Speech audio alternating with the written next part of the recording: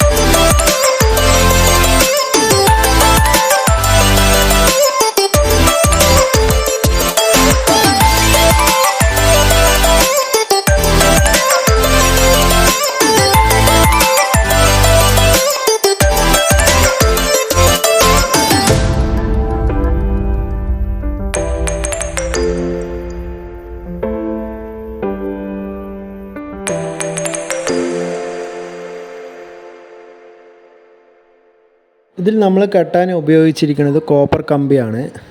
അതുകൊണ്ട് നമുക്കിത് തുരുമ്പ് പിടിച്ച് വീഴുന്നുള്ളൊരു പ്രശ്നമില്ല. ഈ കോപ്പറിൻ്റെ നമ്പർ 18 kg ആണ്.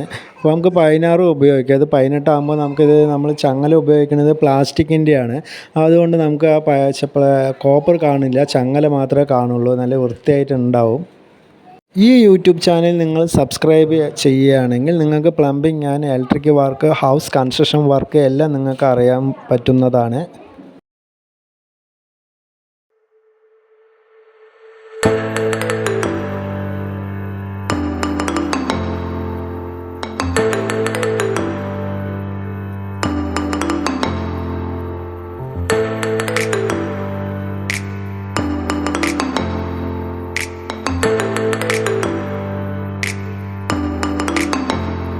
ഓക്കെ, അപ്പോൾ ഈ വീഡിയോ നിങ്ങൾക്ക് ഇഷ്ടമായ ലൈക്ക് ചെയ്യുക, ഷെയർ ചെയ്യുക, സബ്സ്ക്രൈബ് ചെയ്യുക. Okay, thank you.